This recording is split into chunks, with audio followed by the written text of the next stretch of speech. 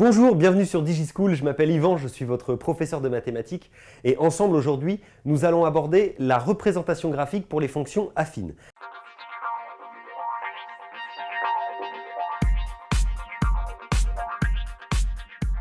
Alors bien évidemment, si vous ne savez pas ce qu'est une fonction affine, je vous invite à visionner les vidéos d'introduction à ce type particulier de fonction, voire à visionner également les vidéos d'introduction aux notions de fonction de manière générale. Commençons par rappeler encore une fois ce que l'on appelle une fonction affine. Une fonction affine est une fonction f qui à x associe ax plus b, où a et b sont des nombres relatifs. Donc la fonction qui à x associe a fois x plus b est ce qu'on appelle une fonction affine. Concernant la représentation graphique d'une fonction affine, elle ne va pas tant que ça différer de celle d'une fonction linéaire, puisqu'il va s'agir encore une fois d'une droite D. La différence notable, c'est que pour les fonctions linéaires, la droite D passait nécessairement par l'origine. Ici, ce ne sera pas forcément le cas pour les fonctions affines, mais cela restera une droite, ce qui est tout de même bien pratique à représenter. De toute façon, en troisième, on n'aborde que deux types particuliers de fonctions, les fonctions linéaires et les fonctions affines. Donc, les deux types de graphiques que l'on peut vous demander de tracer seront forcément des droites. Dans un cas, ça passera par l'origine, dans l'autre cas, pas forcément, mais en tous les cas, ce ne sera jamais plus compliqué que des droites à tracer. Voyons rapidement un petit peu de vocabulaire. Le premier rejoint ce que l'on avait déjà vu sur les fonctions linéaires, à savoir que le coefficient a qui est devant x est appelé coefficient directeur de la droite D. Alors, je vous invite à revoir la vidéo sur les représentations graphiques des fonctions linéaires pour avoir un peu plus de détails concernant ce coefficient directeur. Rapidement, quelques rappels. Si le coefficient directeur est positif, cela signifiera que la droite va monter dans le sens de la lecture. Si le coefficient directeur est négatif, cela signifiera que la droite va descendre. Et plus la valeur de ce coefficient directeur va être élevée, plus la descente ou la montée se fera entre guillemets rapidement. La petite nouveauté par rapport aux fonctions linéaires, c'est ce coefficient b que l'on rajoute à la fin. Ce coefficient b va porter le nom, en termes de représentation graphique, d'ordonnée à l'origine. Nous verrons pourquoi. Cela repose sur le fait que si je calcule f de 0, quelle que soit ma fonction affine choisie, autrement dit, si je remplace x par 0, cela va me donner a fois 0 plus b, c'est-à-dire a fois 0 donnant 0, b. Donc l'ordonnée à l'origine, nous verrons ça tout de suite après lorsque nous allons faire la représentation graphique sur un exemple de fonction affine. Voyons tout de suite comment construire la représentation graphique d'une fonction affine. Comme je vous le disais précédemment, cela ne va pas beaucoup différer de la méthode pour construire les représentations graphiques des fonctions linéaires, puisqu'il va s'agir d'une droite, et que pour construire une droite, il nous suffit de connaître deux points. Pour connaître ces deux points, on peut calculer les images de deux nombres choisis entièrement au hasard.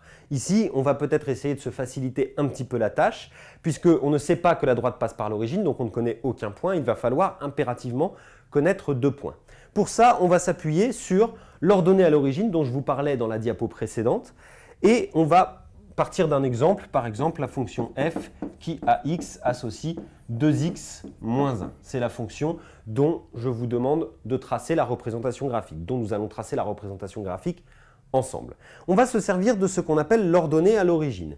Je vous ai dit que, quelle que soit la fonction affine que nous choisissions, f de 0 était toujours égal à b, dans mon f de x égale a fois x plus b. Donc ici, f de 0, je vais remplacer x par 0, 2 fois 0, 0, il va me rester moins 1. Moins 1, qu'est-ce que ça veut dire? Ça veut dire f de 0 égale moins 1. Cela signifie que le point A de coordonnées 0, puisque ceci correspond à x, et moins 1, sera sur la représentation graphique de la fonction affine, autrement dit, sur la droite D dont nous parlions précédemment. Donc voilà pour un premier point qui est très facile à obtenir.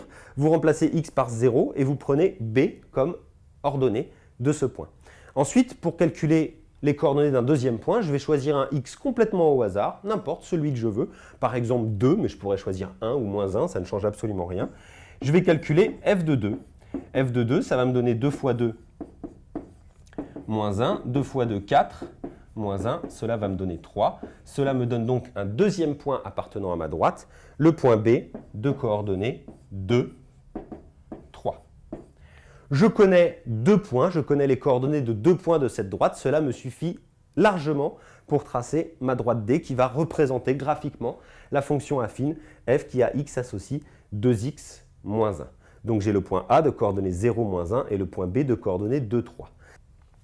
Commençons par placer les deux points A et B dont nous venons de calculer les coordonnées sur le repère ici présent. Pour le point A, nous avions comme coordonnées 0, 1, autrement dit 0 en abscisse, pardon, 0, moins 1, autrement dit 0 en abscisse et moins 1 en ordonnée. Donc voici le point A. Au passage, je vous ai dit dans la première diapo que B s'appelait ordonnée à l'origine pour ma droite D. Tout simplement, ici B est égal à moins 1. Pourquoi est-ce qu'on appelle cela ordonnée à l'origine? Parce que lorsqu'on se place à l'origine sur l'axe des abscisses, cela correspond à l'ordonnée par laquelle va passer ma droite sur l'axe des ordonnées. Autrement dit, il s'agit de l'ordonnée à laquelle ma droite coupe l'axe vertical. Ensuite, je vais placer le point B de coordonnées 2, 3. Et maintenant, il ne me reste plus qu'à tracer la droite AB qui va représenter ma fonction affine f qui à x associe 2x moins 1. Donc voilà tout simplement comment représenter graphiquement une fonction affine. Je vous le répète, la représentation graphique d'une fonction affine sera toujours une droite pour laquelle vous n'avez besoin de connaître que 2 points. Pour cela, vous savez que B est l'ordonnée à l'origine, cela vous donne déjà 1 point. Et enfin, pour calculer le deuxième, vous choisissez un x complètement au hasard, celui que vous désirez. Cette vidéo est maintenant terminée. Je vous invite à revisionner les vidéos sur les fonctions affines, les fonctions linéaires et les fonctions de manière générale si jamais vous estimez avoir encore quelques lacunes. Et moi, je vous dis à bientôt sur DigiSchool.